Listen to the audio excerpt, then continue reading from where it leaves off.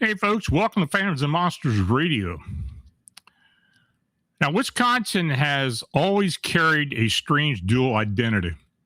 To many, it's farmland, forests, lakeshore, small towns, old mining settlements, and quiet roads cutting through the dark. It is a place of Friday fish fries, county fairs, deer camps, frozen lakes, and deep woods that seem peaceful by daylight. But after dark, Wisconsin becomes something else. The roads grow lonelier, the tree lines seem closer, and the old cemeteries and mining towns hold their silence a little too tightly. Now, the lake marshes, wood trails become thresholds, places where the ordinary world appears to thin and sometime else steps through. In tonight's presentation, we move across the state from Lake Geneva to Mineral Point, from Madison to Sturgeon Bay, from Barron County to La Crosse, from Kettle Moraine to the rural roads near Darien. The cases include a terrifying black humanoid that chased a vehicle at highway speed, a strange legend of the Mineral Point vampire, a winged humanoid seen at the Wisconsin State Fair, a vanishing woman believed to be an angel, a Glimmer Man encounter in northeast Wisconsin, a demon-like animal south of Barron, the infamous Man-Bat of Briggs Road, black-eyed children on Lonely Road, and massive shadowy thing in the Kettle Moraine, and then a flying witch-like being near Turtle Creek. Now, some of these encounters are violent in their emotional impact. Others are bizarre, almost folkloric. One may even be benevolent, but taken together, they suggest something persistent in Wisconsin's landscape. Something that waits near roads, something that watches from the woods, something that appears on the edge of the headlights, streetlights, fairgrounds, bridges, cemeteries, and trails. And once seen, it's not easily forgotten. This is Unexplained Wisconsin. Now, our first report begins in December 2022 near Lake Geneva, Wisconsin. Now, this is not an isolated cabin story or an old legend passed through generations. It happened in a neighborhood road setting late at night after a routine trip to a gas station. The witnesses first believed they were seeing a person jogging in the cold, but within seconds, that ordinary assumption collapsed. What they saw was too tall, too fast, too thin, and moved in a way that seemed both twitchy and fluid. Its arms were stretched behind it. Its hands were huge. Its body was black. Its head was shaped like a teardrop. And when it turned, the encounter became a pursuit. The witness states, "I saw something in the road and it changed me. I want to know if anyone else has experienced something similar or knows what I saw." It was December 2022. It was Christmas shopping. I was Christmas shopping with a friend near Lake Geneva, Wisconsin, where I live. The shopping took up most of the day, and we had a lot with us by the time we got home. It was already dark, so we figured we might as well push through and wrap everything. Now, by the time we were finished, it was a little after 1 a.m. We were out of cigarettes, so we left my place and drove to a gas station. Now, I had driven earlier because my friend does not handle heavy traffic well, so she offered to drive this time. I am a bit of a night owl, so late night drives are not unusual for me. Now, the road I live on is long. It's not isolated or rural, but there are wooded areas nearby and the train tracks close to my place. The neighborhood also has apartment buildings and houses. I use this road daily, especially at night. Now, after leaving the gas station, we were approaching an intersection with a stop sign where we needed to turn left to get back into my place. I was on the passenger side playing Pokemon Go with my friend said, "That person must be crazy to be jogging out here." I looked up and saw someone crossing the intersection. Now, at first, it looked like a person jogging. I laughed and agreed with her, but then I noticed how fast and tall he was.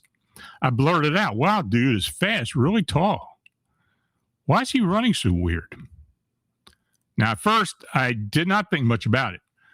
But as we got closer, I realized he was running hunched over and leaning forward, and his arms stretched behind him, almost like they run when they do in Naruto. His arms were incredibly long, extending past his knees. His hands were huge with long fingers. He was skinny, and I mean sickly skinny. The closer we got, the more wrong everything looked and felt. His movements were strange, twitchy, but also fluid, especially for the speed at which he was moving. There were streetlights along the intersection in the road, but it seemed unusually dark outside. And as we came to the stop sign under the street lamp, he had just crossed the road. But then he stopped right before the edge where the light reached, maybe 15 yards away. That was when I looked at the dashboard clock and everything hit me at once. It was the middle of winter. It was 1:30 a.m. It was cold as hell. Who would be out jogging like that?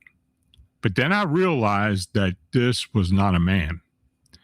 This thing stood with its back to us, hunched forward, arms stretched behind it, and its long claw-like hands visible. It was the most intimidating stance I'd ever seen. It was easily over 7 foot tall, completely black, and its head was shaped like a teardrop. We sat at the stop sign staring at it for almost 10 seconds. Then it did the fastest 180 turn I'd ever seen and came straight at us. I had never felt fear like that before. It was not just being scared. An intense panic rushed over me. Pure terror. It felt heavy and my whole body was screaming, "Danger, you're in danger." I yelled, "Go, go, go." The car screeched as we took off, and my phone flew out of my hand. I looked behind us and sank even deeper into terror. This thing was just not keeping up with us. It was gaining on us.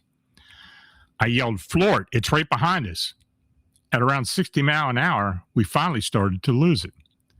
I scrambled for my phone to call 911. Then the car came to a stop. I immediately turned toward my friend. She was staring straight ahead, wide-eyed. She kept saying, "I need to see it. I need to see it." I was so panicked that I instinctively turned toward me and said, "You're not crazy. I saw it too. You're not crazy. I saw it too. It's real. We need to go before it gets us." She snapped out of it and floored it again. I grabbed my phone, dialed 911, then stopped. It was like I finally got a grip on myself, almost as if the distance between us and that thing had reduced the fear. My friend yelled, "What are you doing? Call the cops." I said, "They'll never believe us." I used to listen to a podcast and remember the host saying that when people see things like this, he sometimes wishes they would turn around to go verify what they saw. So I told her not to pull up to my place because it could still be behind us. I said, floor it to the end of the road. We're switching as fast as we can. I'm going to drive and put my phone against the windshield to record. And you're going to use your phone to record. Then we'll have more proof for the police to back up what just happened. She panicked and kept saying no, but she drove past my place anyway. We got to the end of the road, switched places, and I drove back toward to where we had seen this thing. But there was nothing. All this had happened within minutes. Considering how fast it had been going and how fast we were going, we should have met it again. Now, as we approached the area where we first saw it, I do not know how to explain it, but the same fear came back. I realized that when we lost it, it might have turned around and gone back the other way, further down the road near where we first saw it. Now, the speed limit was 25, and I slowed down to about 15 when that fear started weighing on me again. Then something happened that felt like a movie. A large group of deer ran towards us from the direction where we were headed. They were literally running in the middle of the road alongside the car, bumping into each other. There had to be more than 10 of them, both buck and doe. They were running toward the car as if there was far less danger than whatever was behind them. I had never seen deer run that fast or so tightly together in that number. I had to stop and wait for them to pass before I could continue. My friend said it must be in that direction. Something must be have terrified those deer to run toward us like that. It's got to be that thing we saw. And I was thinking the same thing. And I felt that fear again. Now, I continued down the stretch of road, but we saw nothing. We couldn't find it. Now, I drove until 6 a.m. because I was too scared to go home without proof to give to the police. I convinced myself I would feel safe if I knew the police were driving around my area looking for it. I was afraid it might follow me home if I went back before daylight. Now, since that night, I can be sitting in my living room playing a game and suddenly feel the same primal fear and panic wash over me. It does not happen every day, but at first it happened a couple times a week. It feels like it must be close. And that's why I feel this terror. I have been gaming and laughing with friends, not thinking about it at all, but then boom, the terror crashes into me like the thing is close and watching me. I know I'm not in a constant state of paranoia. That's why the fear feels so different. I can be having a good night and the thing completely out of my mind, and then the fear returns. Now, lately it's become more frequent and more intense. I smoke, so I go out at night. Sometimes everything feels fine and I feel safe. Other times I feel watched and unsafe, like my body is screaming, "You're in danger." The thing I saw on the road that night was black, but the thing I have seen after is white and almost glowing white eyes and sharp exposed teeth. It has the same tall, thin body and teardrop-shaped head. I know this all sounds crazy. What do you think it was? And that Lake Geneva encounter has several elements that appear again and again with modern cryptid and humanoid reports. An unnatural body shape, impossible speed, overwhelming fear in the sense that the witness is crossed into presence of something predatory. But Wisconsin's strangeness is not limited to modern roadside encounters. Now, our next case moves into a much older setting, Mineral Point in Iowa County. Mineral Point is one of those Wisconsin's historic communities tied to the lead mining era Cornish settlement, old stone buildings, and 19th century architecture.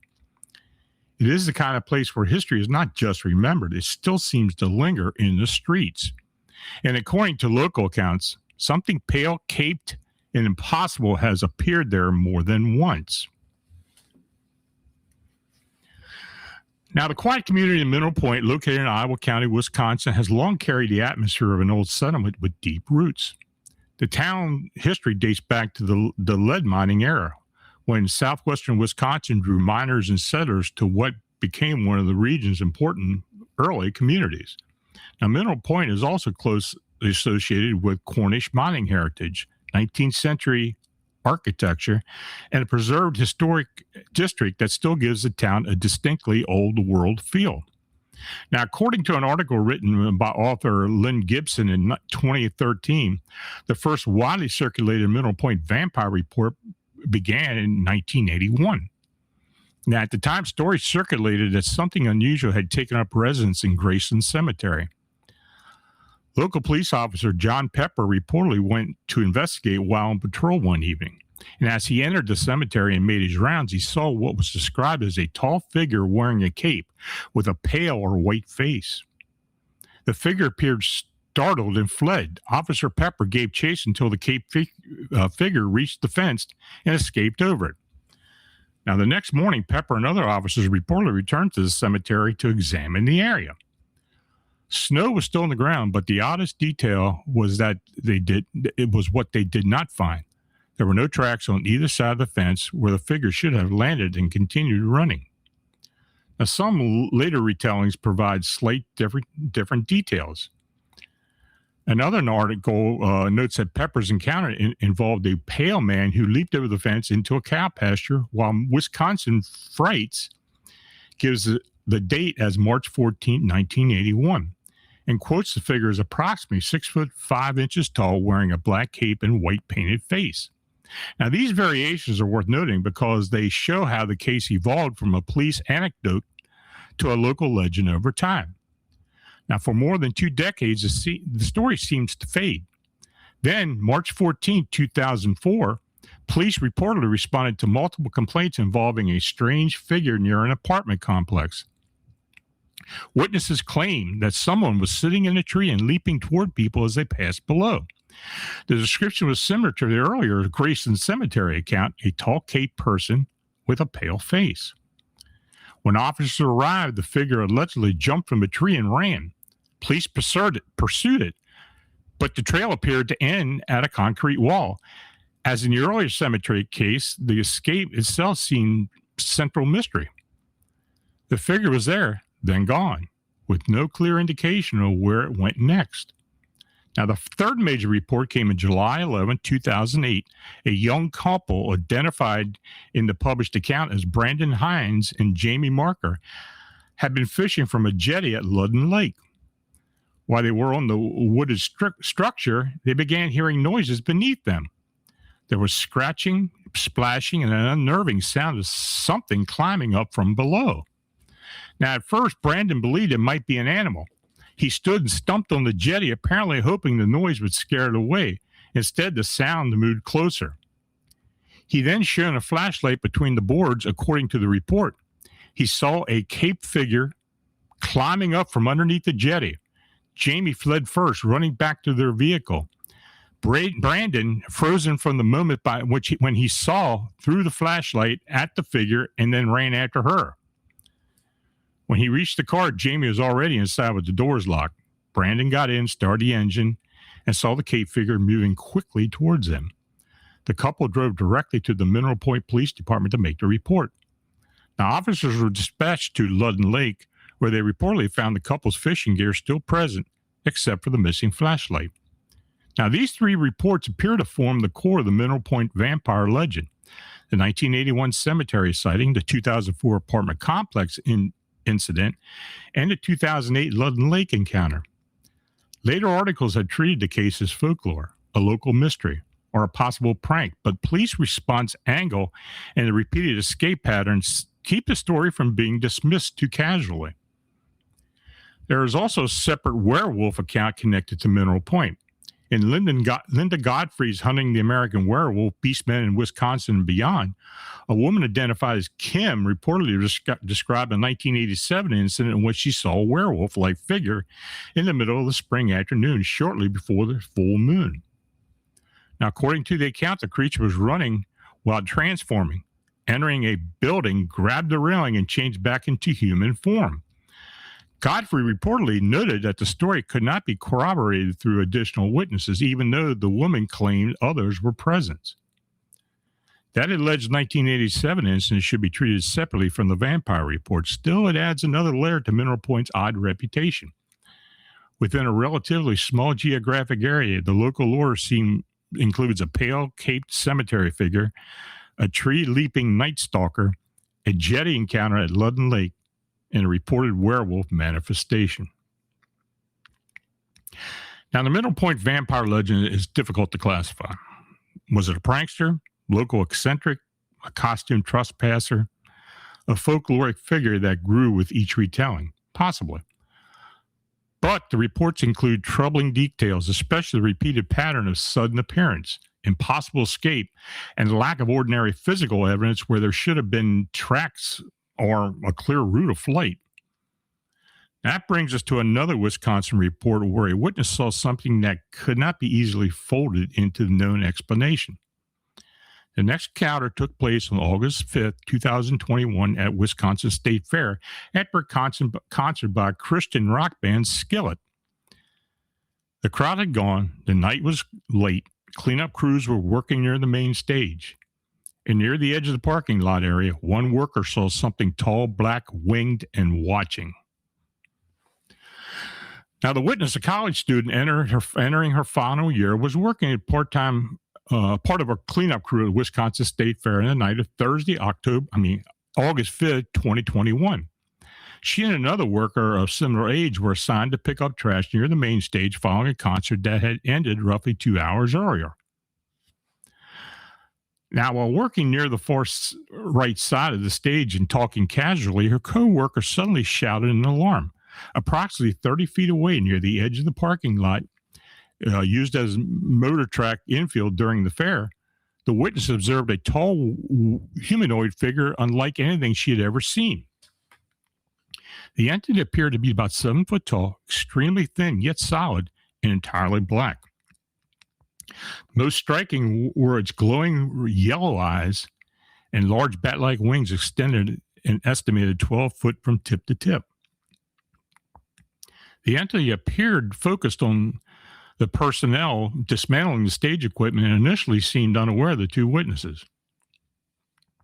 It then took several unsteady steps toward the stage before turning its head and looking directly at them. Now, at that moment, the witness described an overwhelming psychological and emotional response. She felt as though the air had been pulled from her lungs and experienced complete immobilization accompanied by absolute fear. She was unable to scream or move. After several seconds, the entity rapidly flapped its wings as if stretching them, then lifted into the air and vanished into the night. The witnesses remained frozen until another worker approached and asked if they had seen something nearby. When told what had happened, the individual suggested it might have been a large owl or another bird distorted by light and shadows, and questioned whether they were under the influence of drugs. The witness strongly rejected that explanation, stating with certainty that what she saw was real and that the behavior was intelligent. The pair completed their shift and left the fairgrounds around 2:30 a.m. The witness noted that her co-worker appeared deeply shaken and stated he planned to remain in the well-lit areas for the rest of the night. Now, the Wisconsin State Fair report is one of the more disturbing winged humanoid cases in this lineup because of the witness's reaction. She did not simply become frightened. She described a sudden immobilizing terror as if the air had been pulled from her lungs. The entity appeared intelligent. It noticed her, and it reacted. The pattern is familiar to many winged humanoid and Mothman-related cases. The figure, the wings, the glowing eyes, the paralysis, and the sense of direct awareness. But not every unexplained encounter in Wisconsin carries menace. Our next report takes us to Madison, outside an emergency service clinic during one of the most painful moments in a witness's life. This case is different. It does not involve a monster, a predator, or a shadow in the trees. It involves a stranger who appeared at exactly the right moment, offering prayer, gave the witness strength, and then vanished. Now, the witness states this occurred in the parking lot of an emergency service clinic in Madison, Wisconsin.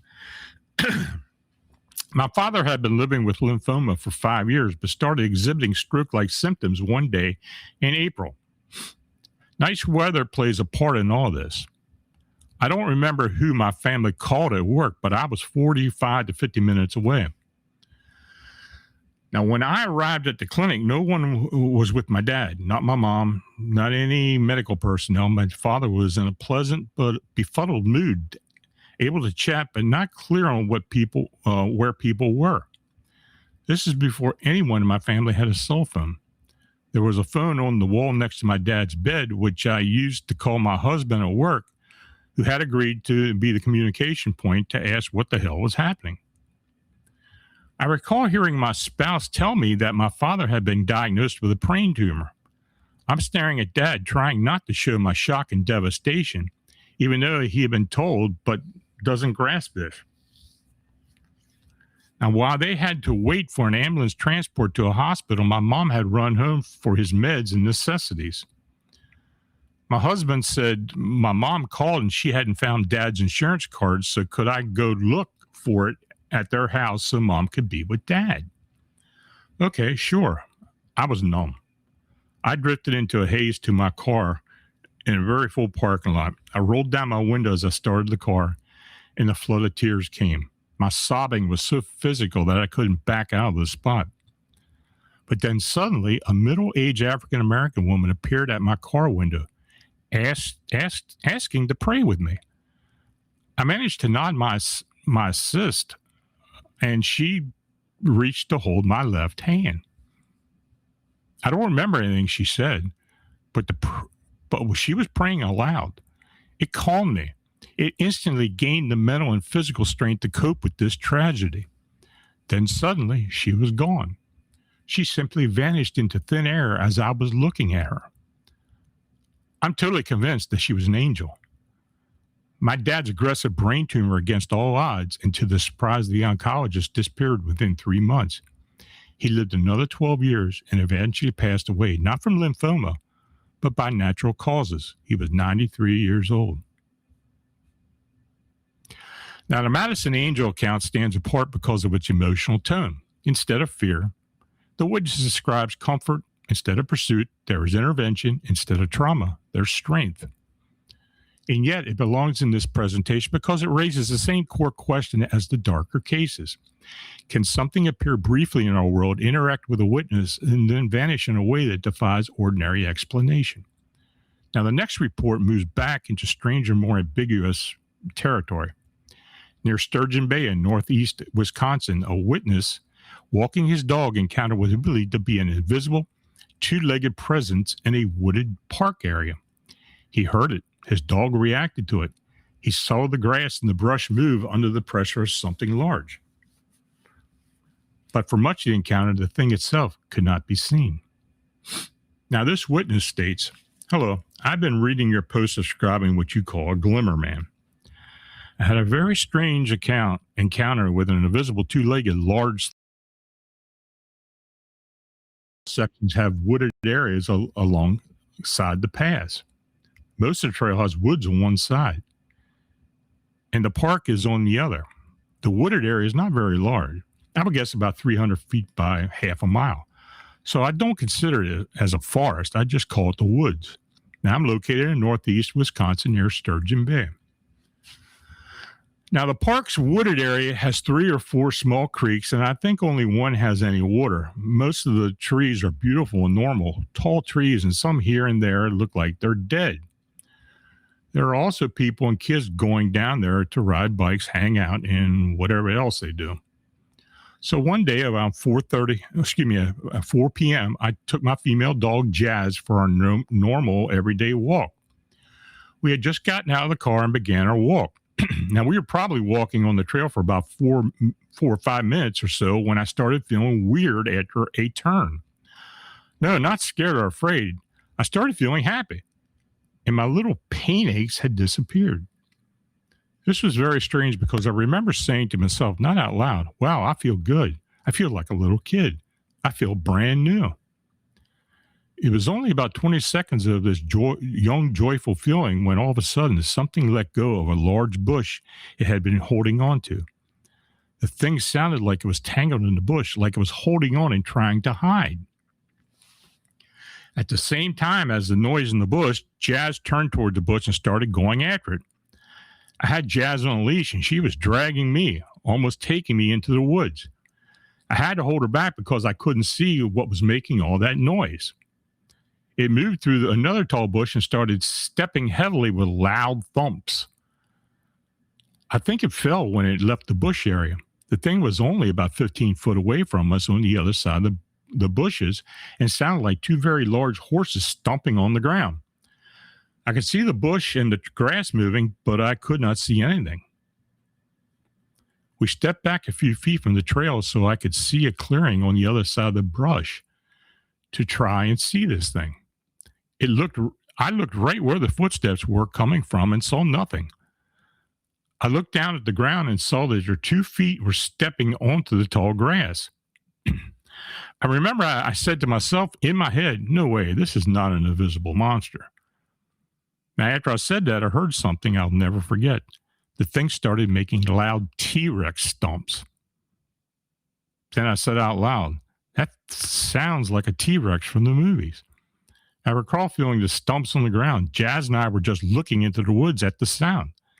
I could feel my eardrums shaking badly, and both eardrums felt like busted speakers.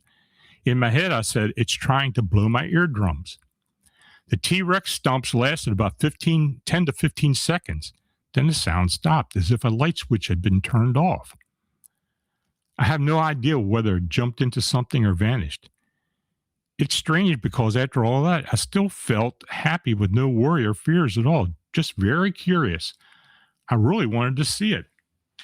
Now, on the way home, I remembered that the other day I would have been afraid, or other day I would have been afraid and would have run away from it. I heard this thing 3 or 4 times in the following days in another section of the woods. I could hear someone walking on leaves just inside the tree line, about 30 feet away in the woods alongside Jazz and me. I would hear it and stop without turning to it, and it would take a step or two, then stop. I turned around a few times to see nothing because it wasn't moving. I did this a few times to make sure. I would tell myself in my head, if a person stays on the trail, they have no permission to take you. I think one time I heard his steps in the woods next to me. I said to myself in my head, I think it wants me to make a mistake and go into the woods toward it. After I thought that, I'd never hear it again. I'm sure it can hear what I'm thinking. Now, just a few weeks ago, I saw something very strange related to this thing. Jazz and I were walking in the same part of the trail, only about 100 feet away from the first encounter, where the bushes were. I stopped to look into the woods, and I was standing still, looking past the trees. The area was covered in a few inches of light green grass. I was looking kind of downhill at how the woods go down in and around the creek down there. I said to myself, it looks beautiful, the trees, the color of the greens, and the sunlight and shadows. It looks like a postcard, perfect. About 2 or 3 seconds after that, I thought that while I was just looking down at the area of the woods, I saw a big human-shaped blur move between 2 trees about 80 feet away. I saw it for a split second. It was big, maybe 10 foot tall, big head, big muscled shoulders, and I remember it had its big left leg. I remember its left knee and the big muscle above it. I could see the thick, shiny hair on the leg. Yes, this thing looked exactly like the predator from the movie when it was cloaked. It was very weird how my brain captured that image. My memory surprised me. Its shoulders, its head, and the side of its back were reflecting the woods between him and me. It looked like a male, not a female. In my opinion, it took off running because I sensed it was in the area, but I had no idea it was there. I'm very cautious when I go for a walk near the woods now. I also tell people where I'm going. I have no idea why this thing got so close to me and what its intentions were. And I also don't know why it ran away from me those times. Was there something or someone behind me that startled it? These occurrences were an incredible time in my life. It changed me for the better. I often think, I don't know, but maybe that's why dogs are on the planet, to help us pick up on these invisible things when they get too close. Always be happy and do things you love. Have no worries and certainly no fear. I hope my story helps people to be alert and careful out there in the world. Now, the Sturgeon Bay Glimmer Man case is unusual because the witness did not initially feel fear. In fact, he described the opposite, a sudden sense of happiness, youthfulness, and a physical relief just before the disturbance began. That emotional shift is worth noting. In some paranormal cases, witnesses report fear, nausea, confusion, euphoria, missing time, or a feeling that the environment itself has changed. Here, the witness later saw a large human-shaped blur like a cloaked predator effect moving between trees. But our next report is more physically direct. South of Barron, Wisconsin, on a dark country road around 8 p.m., a driver saw green eyes near a driver's side window about 4 foot high. At first, the witness couldn't understand what had appeared. Then, after turning around, the witness saw the animal fully in its headlights. It wasn't a deer, not a dog, not a cat, not a cow. It seemed to be something else entirely. Now, the witness tells me, for many years, I had been haunted by something I saw in the backcountry of Wisconsin. It was early spring, and I was headed down a dark country road around 8 p.m. south of Barron, Wisconsin. Surrounded by trees, I drove over a hill and a little ways down the other side. I saw a reflection of green eyes near the driver's side window, about 4 foot high. I was confused because they were right by my window, and I didn't see anything in the road ahead of me a second earlier.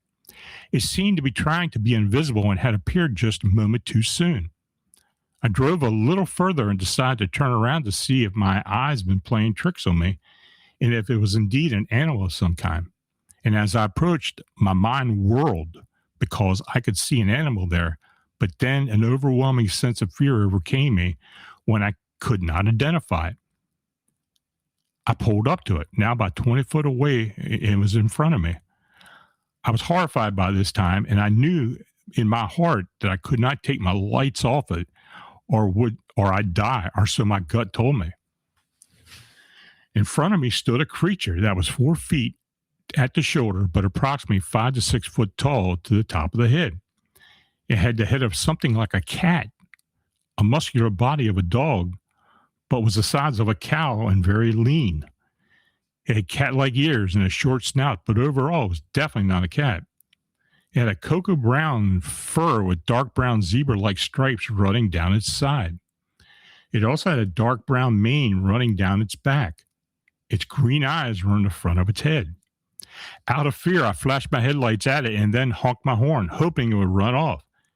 It only looked as if I had infuriated it as it brought its head down to the ground, keeping its eyes on me as if I was threatened, or it was threatened.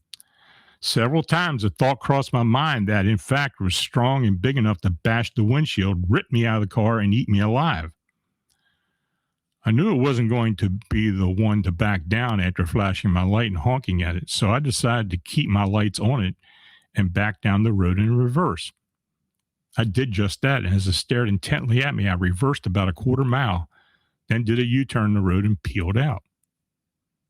No one has mentioned this creature before or since that I have read. Now, as far as animal goes, it was way too big to be a deer, too lean and muscular for a deer as well. It had cat-like features, but was much too tall to be any type of large cat. It was way too tall to be any type of dog, definitely not a cow as I had ever seen. I lived and hunted in the area for many years, so I was very attuned to the area's native animals. I sure hope someday I find someone else who has experienced this demon-like animal. Now, the Barron County creature is one of those reports that resist easy classification. The witness described a lean, muscular animal with cat-like head, dog-like body, and cow-like size, green forward-facing eyes, cocoa brown fur, dark zebra-like striping, and a dark mane down its back. That combination does not fit any known Wisconsin wildlife. But Wisconsin has another category of creature reports that are even more disturbing, winged humanoids. Our next case is one of the most notable. It occurred on the September 26, 2006 on Briggs Road near La Crosse, Wisconsin. The witnesses were a man known by his Cherokee name, Will Holly, and his adult son. What came at their vehicle had bat-like wings, long claws, a terrifying scream, and a body that made them physically ill for days afterwards. This is the Man-Bat of Briggs Road. Now, this encounter happened on Tuesday, September 26, 2006, on Briggs Road near La Crosse, Wisconsin, around 9:30 p.m. The witnesses were a 53-year-old resident who prefers to be known only by his Cherokee name, Will Holly, and his 25-year-old son.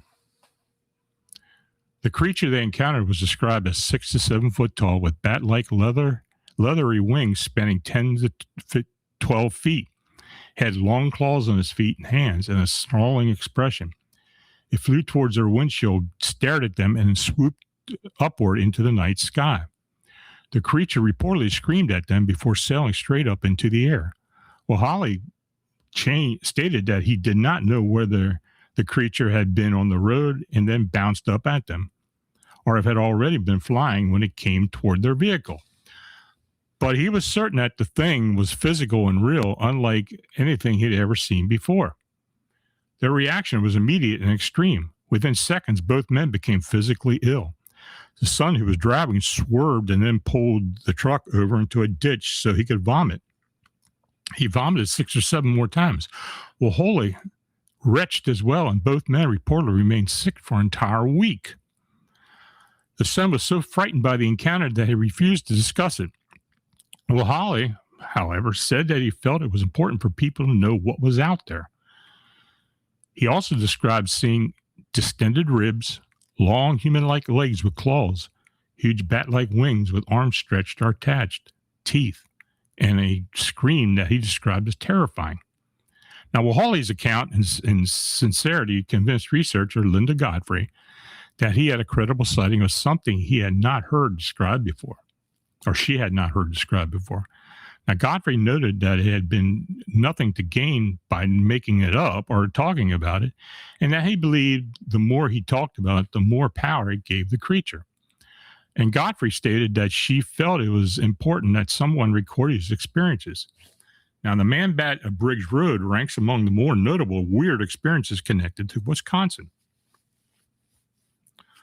Now, another similar entity was reported when a man and a boy were searching for a lost dog. They saw what they described as a lizard man covered in brownish scales and very reptilian looking. Around the same time, a state DNR warden and separately a group of highway workers reportedly saw what they described as the reptile man on Highway 13 near Medford.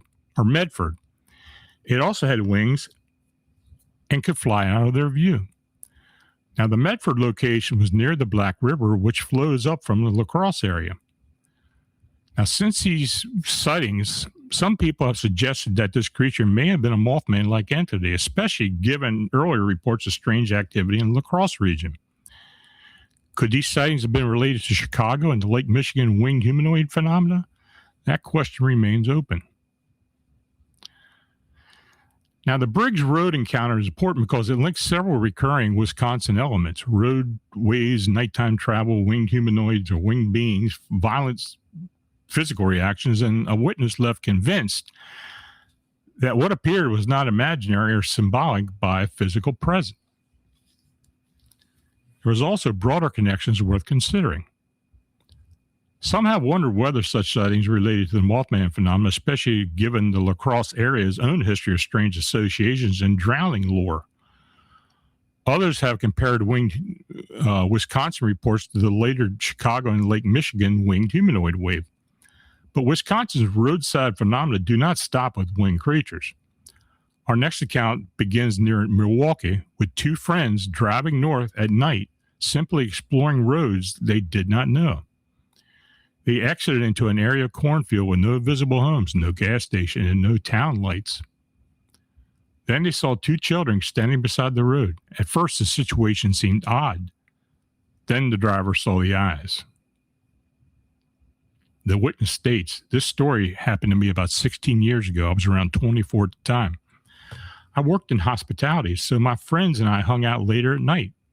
So at around 9 o'clock, my friend and I decided to go for a drive, someplace we'd never been, just to get the car and go. I offered and waited to drive because my mother was out of town and I was using her Mercedes Benz. It was one of those early 90s E-bodies, the one that were big piles of heavy steel, a real tank of a car. I only mention a car body because it becomes relevant later in the story. He happily agreed and he hit the road. We lived near Milwaukee, Wisconsin at the time. We drove north out of the city and drove about an hour when I saw an exit I didn't recognize and decided to get off there. There was nothing at this exit other than cornfields, no gas station or restaurant signs, no visible light of a town in any direction. So we were in a place we didn't recognize, but that was the point, just driving to get nowhere because the speed limit was 35 and we were in no rush. The moon was out enough that everything was pretty visible. About a mile into the cornfields, we could see two kids on the right side of the road.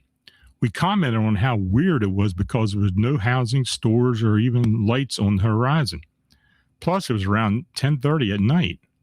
Naturally, we were too large a guys, so we didn't worry about anything. I slowed down so we could check whether their car had broke down or if they were okay. And as we pulled up, I noticed the kid in the front's clothing. It was stained, cream-colored tweed-like shirt with real tattered sleeves and overalls and only one strap. He appeared to be maybe 12 years old. The second kid was taller, wearing a red flannel-type shirt and old-time-looking khaki pants.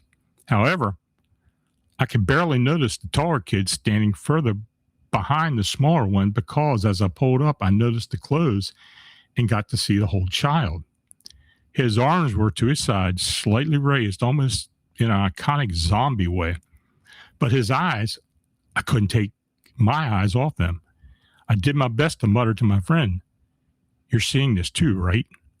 His eyes were pitch black, blacker than night, but easy to see as he stood there staring at us. I did not know what the heck I was seeing, but I'll never been so frightened in my life. And I've had several odd experiences that have left me unable to deny that there is more in this world than we understand. So we're stopped for a moment, locking eyes with whatever this thing was. It was no child. It was evil. I have zero doubts about that. We quickly agreed to go, and fast. We were not going to inquire with them. This is straight out of the Twilight Zone, and I remember the hitchhiker, and that it was not happening tonight. So we went and we clamored between ourselves. What the heck did we just see? What was that? What the hell was that? Still no signs of homes, just open cornfields. How these two kids could be there, I don't know, but I believe they weren't kids. So I kept driving, and we got out of the field onto the winding wooded road shortly after, probably around 5 minutes. In Wisconsin, there are no random historical markers that display the year the event occurred. It only mentioned that because I passed one on a curve, so I glanced at that. And as I was driving through the curve going around 45 miles an hour, a creature walked in front of my car. And as I saw it, it was nothing like I'd ever seen. Its spine was tall, and it stuck above the hood ornament as I hit it. It was a gray color and looked like nothing I'd ever seen. It had a very tall arch in its spine, almost like when a cat hisses and goes on its toes, that kind of shape, but very tall and gangly creature. I hit this thing straight on with the tank of the Benz. My friend was freaked out at this point, as was I, to say the least. I stopped immediately. But now we were both scared because of the children in the cornfields, and now this thing, literally within minutes of one another. We decided getting out wasn't going to happen, but I decided to stay in the locked car and use its lights to see what we hit and make sure whatever the hell it was dead. I needed to know what I just saw. I drove in tiny circles, backing up and forward, looking for the creature, but after checking every inch within 100 yards and not seeing a thing, including not a drop of blood where I hit it, straight on with the Benz, making contact with the spine, body, and head, there was just nothing. That was unnerving, and although I want to check my mother's car, I would deal with that further down the road. We were not going to get out there, so we decided to head home at that point. So 15 minutes later, before I got back onto the freeway, I needed to get out and see how bad the car was. And as I got out to check quickly, since I wasn't taking chances tonight, I noticed my grill was busted in, but nothing too bad. So I made sure it was secure and got back in as quickly as possible. My friend decided to stay inside the car. Now, recently I heard about the black-eyed kids and freaked out a little.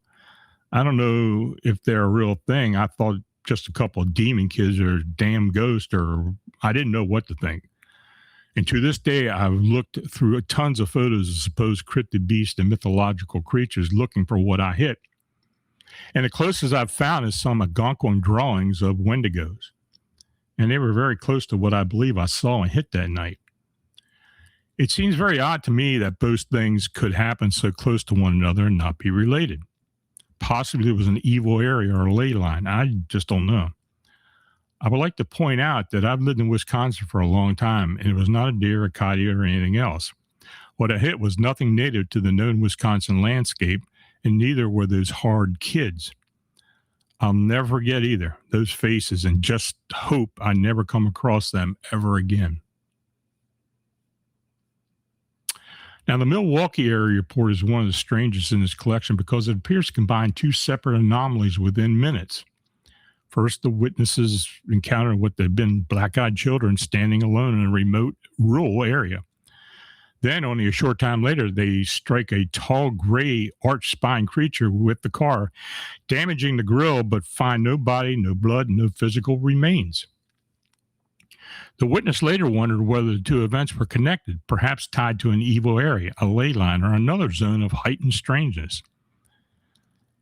That idea, an area rather than a single creature, is worth carrying into the next report, because our next case takes us to the Kettle Moraine State Forest area near Whitewater Lake, and not far from Bray Road, a region already famous in Wisconsin cryptid lore. There, a group of young people encountered a massive figure on a trail.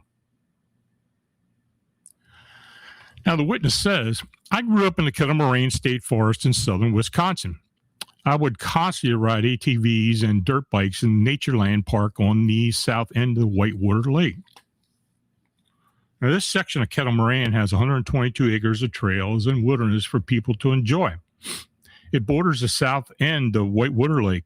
The trails are fairly well used during the summer, but never packed with people. Now, when I was younger, some friends and I would run around Natureland Park doing what dumb kids do. And just for the record, I lived about 18 minutes from Bray Road, the supposed home of the Beast of Bray Road.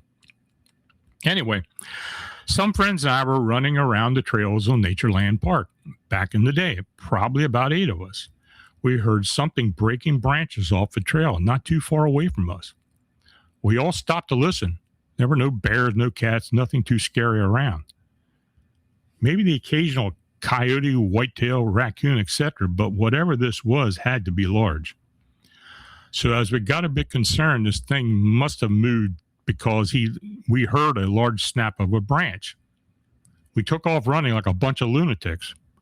We could hear this thing running behind us. It was literally like something out of a movie. My friend tripped and fell as we were trying to catch up with the rest of our friends who had left us in the dust. And as I stopped to help the other kid, we both looked back down the trail to see the silhouette of something enormous standing in the trail and staring at us. I couldn't make out any detail. It was just a massive black mass of something that looked like it wanted to dismember us. I yelled, "What the hell is that?" Just about the same time, this thing dropped down on all fours and bolted off toward the timber like a freight train. We got out of there as quickly as we could. We could hear the thing busting through the woods, getting further and further away from us. And as we got to the parking lot, everyone around us heard the commotion. We got on our bikes and rode like crazy all the way back home. It's not too much of an encounter, but it was enough for me to never go back to Natureland Park at night ever again. This all happened about 35 years ago, and I've heard only a handful of people, or in total, a handful of people. I actually feel a bit better getting this out. Not too much happens around the small town. Now, of course, the Kettle Moraine report is brief but powerful. A group hears something large breaking branches off the trail. They run. One of them falls. Looking back, they see an enormous black mass standing on the trail watching. Then it drops on all fours, bolts through the woods like a freight train. That detail is especially interesting because it echoes many upright canine, Sasquatch, and unknown biped reports where the figure alternates between two-legged and four-legged movement. Now, our final report takes us back to Walworth County near Darien, Wisconsin, on Creek Road near Turtle Creek Bridge. The witness was driving to work early in the morning when she saw a large winged being at treetop level gliding towards her vehicle. She described it as a flying witch, and then it descended towards her car. Now, on February 25th, 2019, I received a telephone call from an eyewitness referred as NV, who reported seeing a winged being early that morning around 5:30 a.m. near Darien, Wisconsin. Now, NV was traveling west on Creek Road on her way to work, and as she approached the Turtle Creek Bridge, she observed a large winged being that she described as a flying witch. The being was at treetop level, gliding toward her.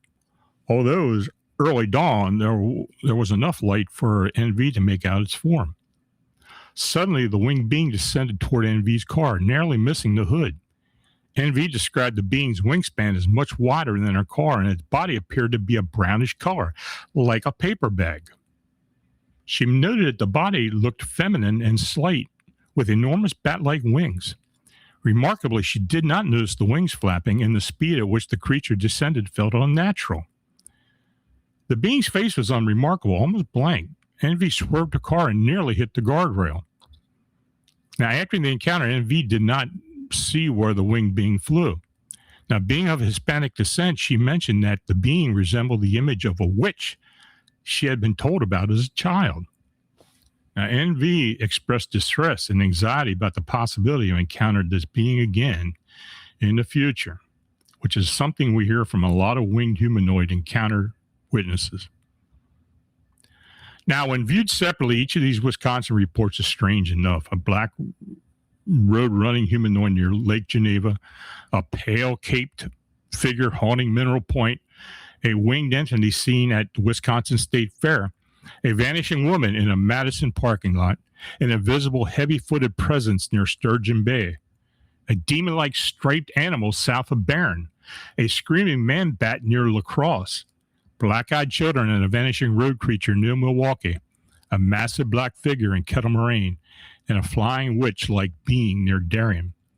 Now, on their own, these cases might be placed into different categories: cryptid, apparition, angelic figure or encounter, folklore, humanoid, winged anomaly, Glimmer Man, black-eyed children, upright canine, or an unknown animal. But together, they reveal a pattern. Many of these encounters happen near roads, bridges, trails, wood edges, cemeteries, fairgrounds, parking lots, lakes, and old communities. These are not random spaces. They are transition zones. A road is a transition between places. A bridge is a transition over water. A cemetery is a transition between the living and the dead.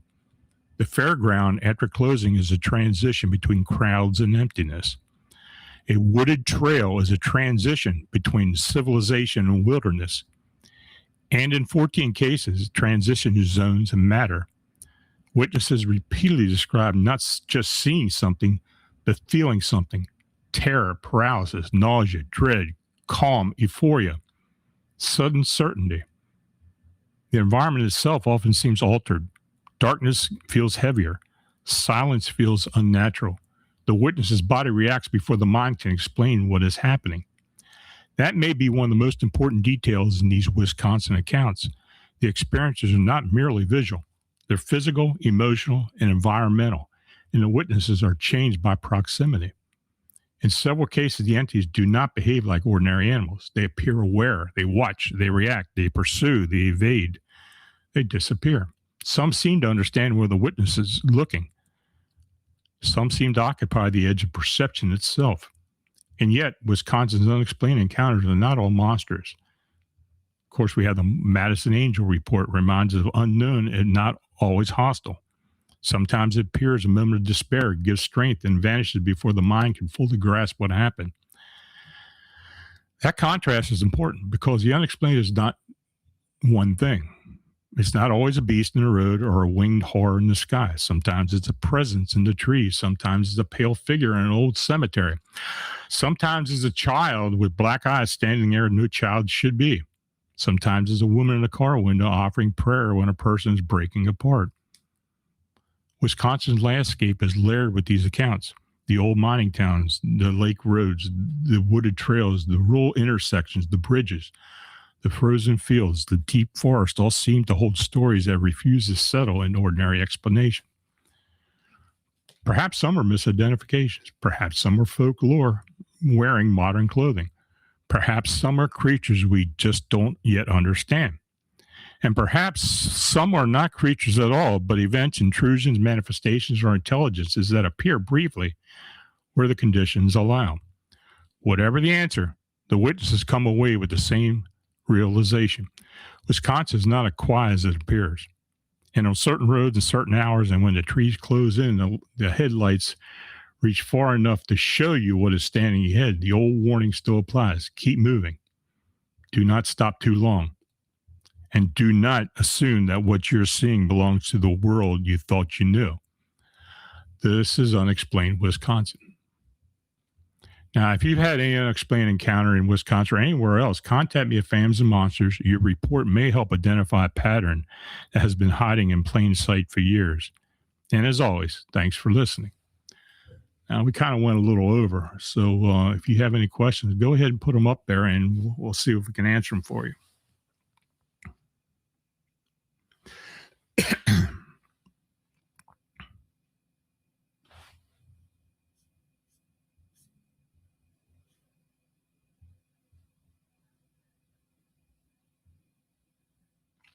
Anything, folks?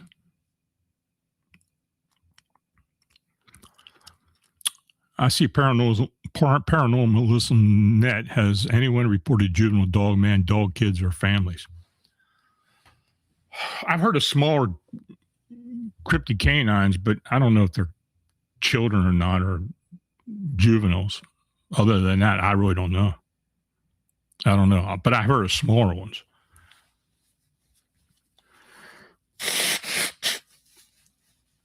Dagnammit. Rumor has it that a family of Mothman-like creatures were spotted around Parrott State Park near the town of Trepolo, Wisconsin in 1975. I have not heard that. You may be right. If you have an encounter report anywhere, send it to me. I'd appreciate it.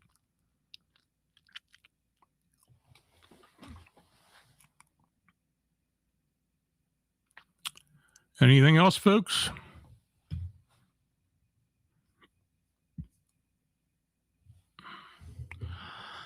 Okay, well, we're going to wrap it up for the evening. And I want to thank everyone for listening, participating in the chat. And if you provided a donation, I truly appreciate it. Please like, subscribe, and share. So until the next time we meet, stay alert, trust your instincts, and remember, sometimes the strangest places just aren't that far away. And have a nice evening. Have a great weekend. Have a great holiday here in the U.S. See you next Friday. Good night.